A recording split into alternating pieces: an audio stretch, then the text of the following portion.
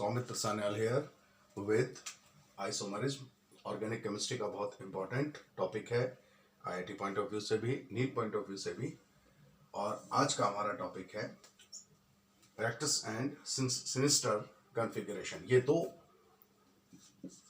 Are और S configurations molecular structure के हिसाब से तय होते हैं। ये दो अलग अलग ऑप्टिकल फॉर्म्स हैं, क्या हैं और किस तरह से डिसाइड होते हैं, ये हमको आज डिस्कस करना है।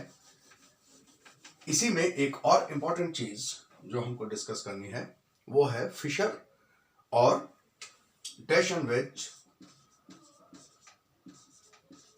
डीएनडब्ल्यू भी कह सकते हैं इसे, structure, DNW structure and Fischer structure.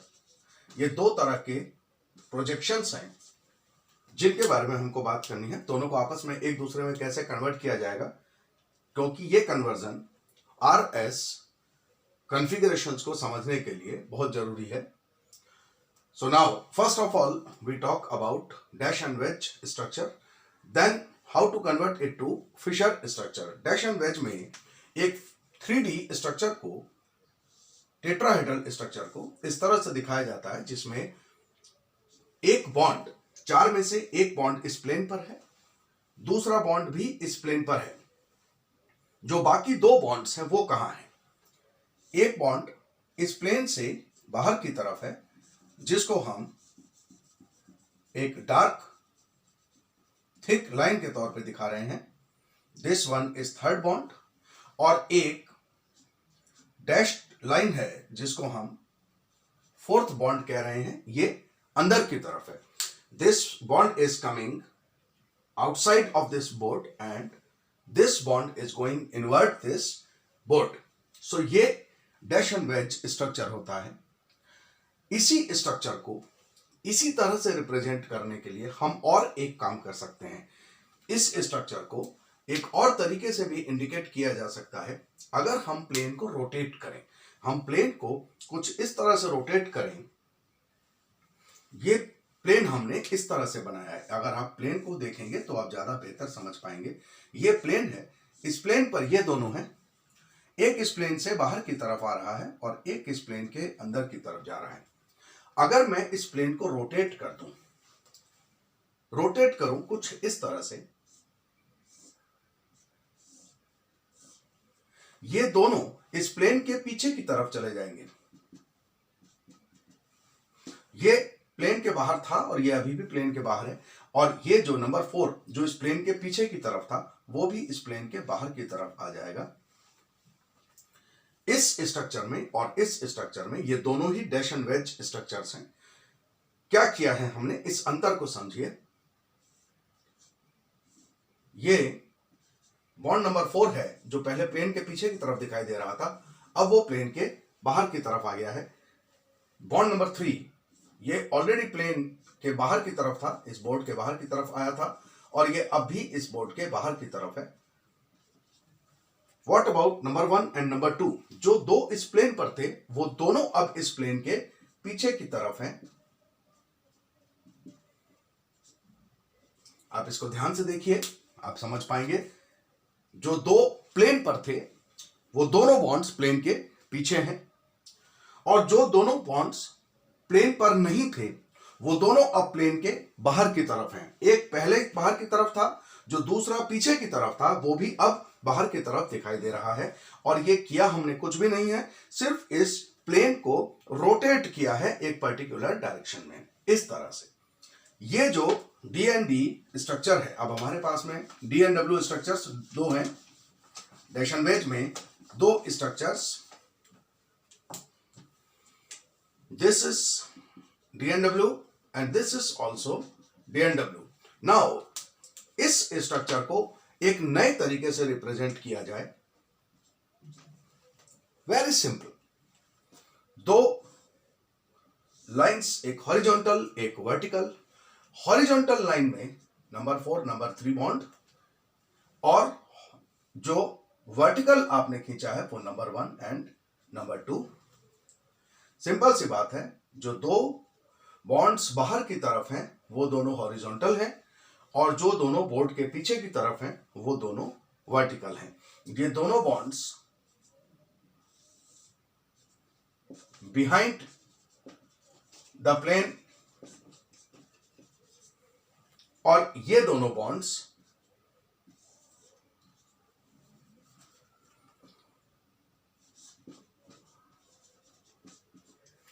Front मतलब सामने की तरफ है, ये दोनों रियर है मतलब पीछे की तरफ है। ये स्ट्रक्चर डीएनडब्ल्यू स्ट्रक्चर नहीं है, ये बहुत सिंपल सा स्ट्रक्चर, इसी स्ट्रक्चर को हम फिशर प्रोजेक्शन कहते हैं। ये दोनों डीएनडब्ल्यू प्रोजेक्शन है और ये फिशर प्रोजेक्शन है। अब आप समझ सकते हैं कि हमको क्या करना होता है डीएनडब्ल्यू को और फिशर को इंटरचेंज करने के लिए। हम इन दोनों को एक बार इंटरचेंज करके देखेंगे, दोनों को आपस में इंटरचेंज करेंगे, डीएनडब्ल्यू से फिशर और फिशर से डीएनडब्ल्यू, ताकि आप आर एंड एस कॉन्फ़िगरेशन को ठीक से समझ सकें। ओके, दो छोटे छोटे एग्जांपल्स लेते हैं हम।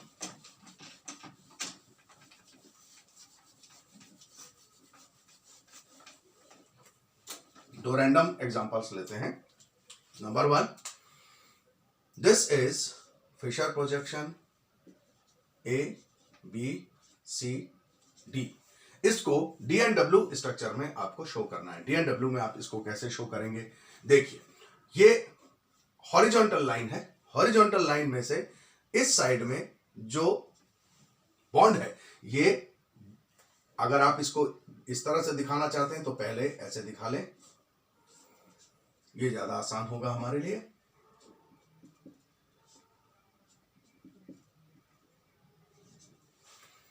ए बी सी डी, ये जो हॉरिजॉन्टल था वो दोनों बाहर की तरफ हैं, जो वर्टिकल है वो दोनों पीछे की तरफ हैं। अब इसको एक और डीएनडब्ल्यू में कन्वर्ट करते हैं हम। डीएनडब्ल्यू प्रोजेक्शन एक और हो सकता है। इसी प्रोजेक्शन से क्या होगा, जो लेफ्ट हैंड साइड की तरफ है वो बोर्ड के पीछे की तरफ, सबसे पहले जो वर्टिकल लाइन है इन दोनों को बोर्ड पर ले लिया जाए। ये वर्टिकल लाइन बोर्ड पर होती है सी एंड डी, जो लेफ्ट हैंड साइड में है वो बोर्ड के पीछे की तरफ है, और जो राइट हैंड साइड में है वो बाहर की तरफ है। So this is conversion from Fischer projection to DNW projection. This is Fischer projection and this is DNW projection. We have interchanged both. Fischer से DNW हमने कन्वर्ट किया। अब हम एक और एग्जांपल लेते हैं, DNW को फिशर में कन्वर्ट करते हैं।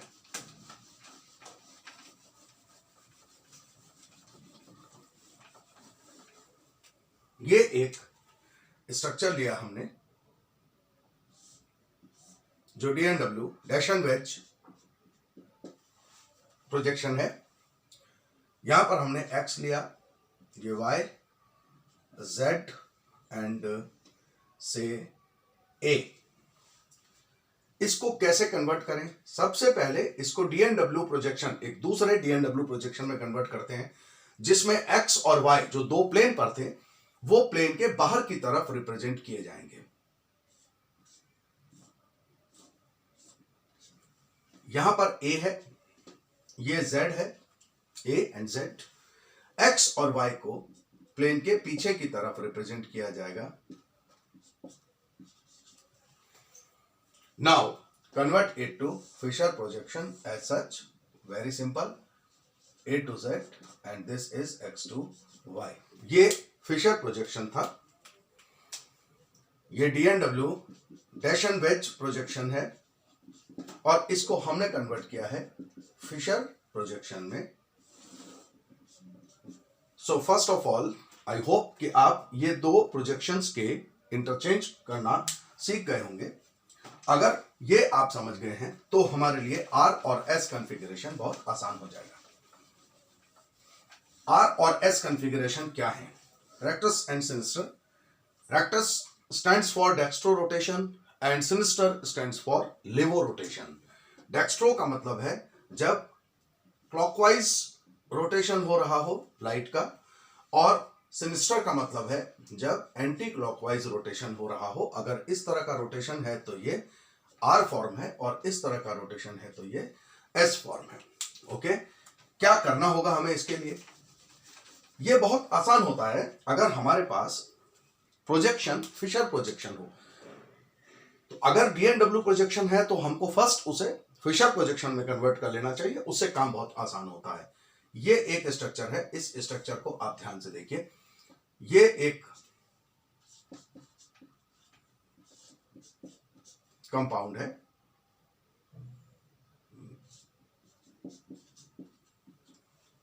एटॉमिक नंबर के हिसाब से जो CIP सिस्टम है, कान इनगोल्ड एंड पिलॉक सिस्टम, वो सिस्टम ये कहता है कि जिसकी जितनी ज्यादा एटॉमिक नंबर होगा वो उतना ज्यादा प्रायर ग्रुप होगा। तो हम इन चारों ग्रुप्स की प्रायोरिटी तय करेंगे। यहां पे सबसे प्रायर ग्रुप है ऑक्सीजन, दूसरे नंबर पर प्रायर ग्रुप है C2H5। हालांकि आप कह सकते हैं कि दोनों ही जगह कार्बन है, लेकिन अगर इस ग्रुप को और इस ग्रुप को आप कंपेयर करेंगे तो पहला एटम कार्बन है, यहां पर भी पहला एटम कार्बन है, प्रायोरिटी यहां से तय नहीं हो पाई। उसके बाद जो 2 नंबर पर हैं, 3 एटम्स हैं, H H H, जबकि यहां पे जो 3 एटम्स दूसरे नंबर पर आ रहे हैं वो H C H। अब अगर आप कंपेयर करें तो 1 and 1, यहां पर दोनों का एटॉमिक नंबर 6 and 6 था। ये 1 and 1, 1 and 1, 1 and 6। So this group is prior group। C2H5 is prior to CH3, और सबसे कम एटॉमिक नंबर H का है, इसलिए ये लीस्ट प्रायर है। तो सबसे पहले तो आप प्रायोरिटी तय कर लें कि प्रायर कौन सा ग्रुप कितना प्रायर है। अगर पहले एटम की प्रायर, मान लीजिए कि कई ऐसे ग्रुप्स होंगे जैसे अभी हमने देखा CH3 और C2H5, अगर फर्स्ट एटम की प्रायोरिटी दोनों जगहों पर सेम है तो then we move to priority of second atom, और अगर वहां पर भी सब कुछ सेम है तो then go to third atom. जब तक प्रायोरिटी में डिफरेंस नहीं आ जाए, जब तक एटॉमिक नंबर में डिफरेंस नहीं आए, तब तक हम प्रायोरिटी तय करते चलते हैं। सो आफ्टर डिसाइडिंग प्रायोरिटी, हमारे लिए जो ऑप्शन है वो है कि हम H को नीचे लेकर के आए, जो लीस्ट प्रायर ग्रुप है। Why we are talking about H? क्योंकि ये लीस्ट प्रायर ग्रुप है। जो भी लीस्ट प्रायर ग्रुप है उसको आपको सबसे नीचे लेकर आना है।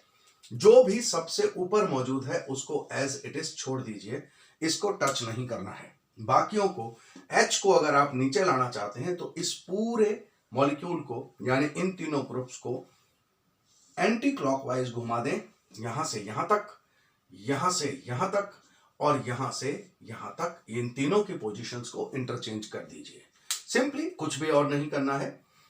देन कम्स इट, यहां H आ गया, यहां C2H5 आ गया, और यहां OH आ गया। Now we have set least prior group to bottom. अब हमको 1, 2 और 3 की प्रायोरिटी में चलना है।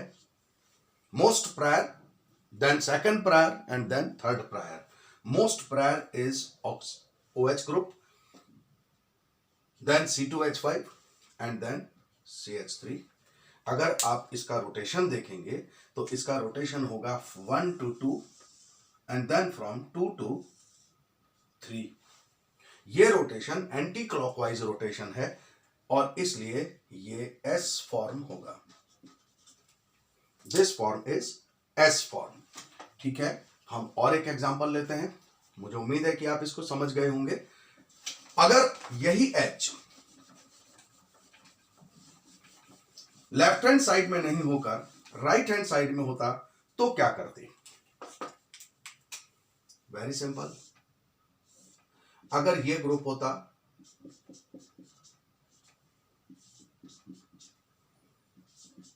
प्रायोरिटी तय करें सबसे पहले। Most prior group is oxygen. Oxygen का एटॉमिक नंबर सबसे ज्यादा है 6, एटॉमिक नंबर 8।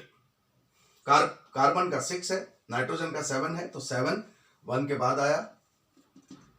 इसका एटॉमिक नंबर याद रखिएगा, ये एटॉमिक नंबर नहीं, हम प्रायोरिटी लिख रहे हैं।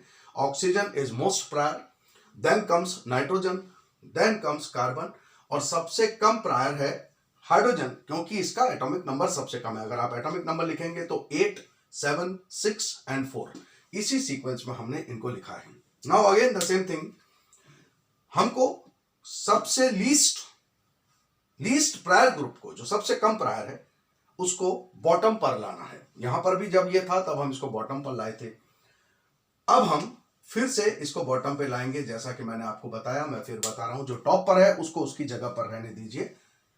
अब बाकी तीनों को इसको यहां पे लाना है आपको। We need to bring hydrogen to this point.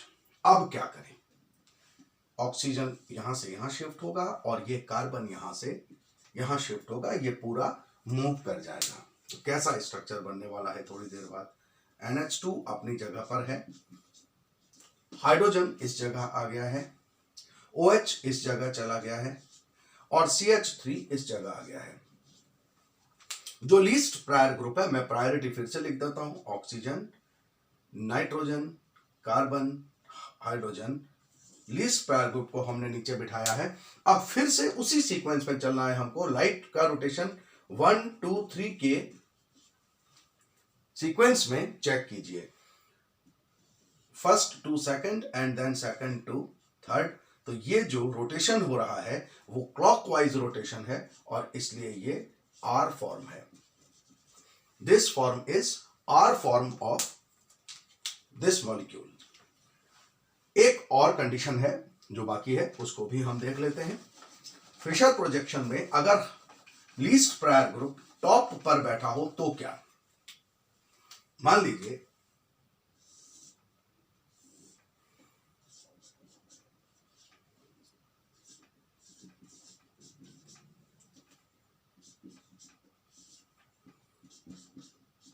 ये है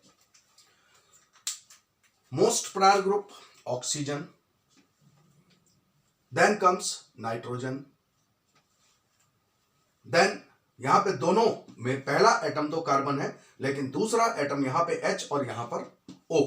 so this is third prior and this is fourth prior group. इस बार जो लीस्ट प्रायर ग्रुप है वो टॉप पर है, बिल्कुल ऊपर है। फर्स्ट टाइम हमने इसको लेफ्ट हैंड साइड में बनाया, सेकंड टाइम हमने इसको राइट हैंड साइड में बनाया और अब हम इसको टॉप पर बना रहे हैं। हमको इसे नीचे लाना है तो हमको पूरे मॉलिक्यूल को रोटेट करना पड़ेगा, जंबल करना पड़ेगा। वेरी सिंपल, इसको नीचे लाना है तो ये ऊपर चला जाएगा। अगर ये दोनों इंटरचेंज होंगे तो फिर ये दोनों भी इंटरचेंज होंगे, ये इधर और ये इधर। Simple, very simple. हॉरिजॉन्टली भी और वर्टिकली भी हमने जंबल कर दिया पूरे मॉलिक्यूल को और जो नया मॉलिक्यूल हमारे पास आ रहा है वो इस स्ट्रक्चर में है। यहां पर NH2, यहां पर CH3, here it comes OH and here it is COOH। now priority लिखिए, first prior, second prior, third prior, fourth prior. Sequence वही है जो हमने पहले कहा है, 1 to 2 and 2 to 3। सो यहां से यहां तक और यहां से यहां तक मूव कराइए, 1 to 2 and 2 to 3। ये रोटेशन अगर आप देखें तो यहां से यहां तक रोटेट हो रहा है, ये एंटी क्लॉकवाइज रोटेशन है। Therefore this is S form of this molecule. मुझे उम्मीद है यहां तक आप समझ गए होंगे। एक हमने बात नहीं की, अगर लीस्ट प्रायर ग्रुप, सबसे कम जो प्रायर ग्रुप है, वो अगर बॉटम पर ही मौजूद हो तो क्या करना है। तब कुछ करना ही नहीं है, वो तो है ही बॉटम पर। करना तो तब होगा जब वो बॉटम पर नहीं होगा। अगर आपको बॉटम पर ही दिया है तो फिर सिर्फ रोटेशन चेक कीजिए। अगर बॉटम पर नहीं है, लेफ्ट साइड में है, तो फिर पूरे मॉलिक्यूल को लेफ्ट साइड में घुमा दीजिए। अगर राइट साइड में था तो उसको लेफ्ट लाने के लिए घुमाइए और अगर वो ऊपर है तो फिर पूरे मॉलिक्यूल को जंबल किया जाता है। नाउ एक और इंपॉर्टेंट चीज इसमें, आखिरी चीज जिसके बारे में हम बात कर रहे हैं, अगर आपको फिशर प्रोजेक्शन ना देकर DNW प्रोजेक्शन दे दिया जाए और आपसे कहा जाए कि बताइए ये R फॉर्म है या S फॉर्म है, क्या करेंगे हम।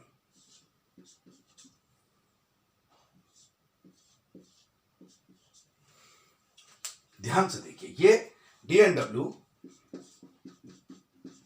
प्रोजेक्शन है, डैश एंड वेज प्रोजेक्शन। इसमें समझ में नहीं आ रहा क्या करें, तो हम एक काम करते हैं, इसको फिशर प्रोजेक्शन में कन्वर्ट कर लेते हैं, उसके बाद ये काम हमारे लिए बहुत आसान हो जाएगा। फिशर प्रोजेक्शन में कैसे कन्वर्ट करें?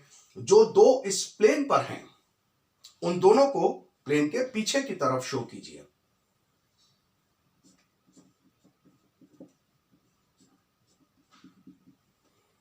CH3 एंड H जो